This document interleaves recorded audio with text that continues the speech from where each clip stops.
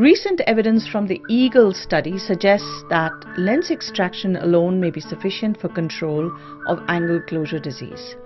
However, angle closure exists in various forms, and phacoemulsification alone does not seem to resolve the pure Plateau mechanism of angle closure due to high ciliary body insertion. Plateau iris is apparent clinically as a relatively deep central anterior chamber, planar iris, and a double hump appearance on gonioscopy, despite the presence of a patent laser peripheral iridotomy. Anatomically, Plateau iris is defined as anteriorly positioned ciliary processes that push the peripheral iris forward, resulting in iridotrabecular proximity.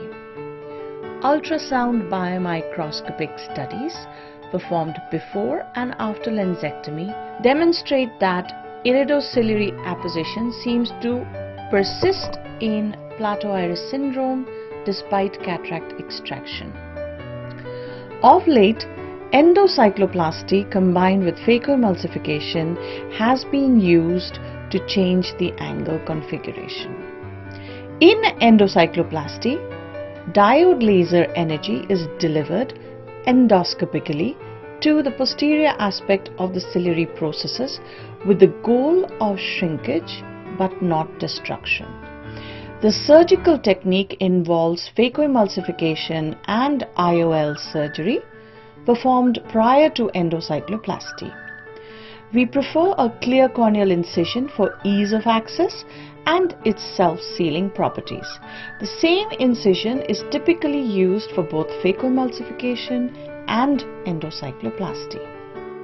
After phaco is completed and the IOL is in the bag, we fill up the anterior chamber with a cohesive viscosurgical device and introduce the endoscope in the AC to visualize the angle. Here, in this case, you can see the inferior 180 degrees. Except for 1 clock hour, the rest of the angle appears closed. We then mount the intra-operative ASOCT onto the microscope and take images. Following this, we inject cohesive ophthalmic viscosurgical device to expand the ciliary sulcus and create space for the endoscopic probe. The 20-gauge curved ECP probe, which consists of a fiber optic camera and a diode laser, is placed through the main incision. We set the laser to continuous delivery mode with 250 to 500 milliwatts of power. We visualize the ciliary processes by passing the curved probe behind the iris and into the sulcus. A red aiming beam is aligned with the posterior aspect of the ciliary processes. It is important to start lasering at the posterior tail aspect of the ciliary processes and to observe the processes retreat posteriorly. The end point of laser treatment is marked by adequate shrinkage and whitening of the ciliary process. Care must be taken to avoid the application of too much energy causing ciliary process to pop. Overtreatment may lead to excessive postoperative inflammation and a breakdown of the blood-aqueous barrier and its sequelae. It is possible to ablate approximately 30 to 40 processes through the phaco incision. Once laser is completed, intraoperative ASOCT is repeated as seen here. Following this, the endoscope is reintroduced into the AC to visualize the angle yet again. Post endocycloplasty, the scleral spur is now visible throughout the inferior 180 degrees. This is in stark contrast to the view after phaco and immediately prior to endocycloplasty.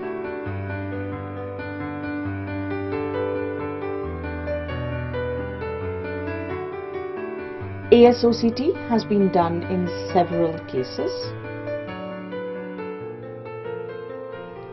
All of them show increase in angle recess.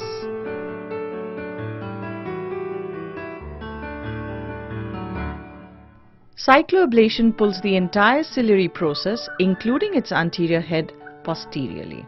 It thereby widens the anatomic angle and flattens the peripheral iris, along with photocoagulative effect of decrease in aqueous production. We conducted a pilot study of 10 eyes of 9 patients who were treated with combined phacoemulsification and endocycloplasty for angle closure disease. We have a median follow-up of 18 months now, and at this follow-up, median IOP decreased from 20 to 15.5 mm mercury, and the median number of anti-glaucoma medications decreased from 3 to 0. And logMAR visual acuity improved from 0.55 to 0. Currently, no treatment definitively addresses angle closure glaucoma secondary to Plateau iris syndrome. Our preliminary results suggest that endocycloplasty in combination with phacoemulsification and an IOL implantation directly impacts on this underlying morphological anomaly. Anterior segment OCT provides direct evidence of this.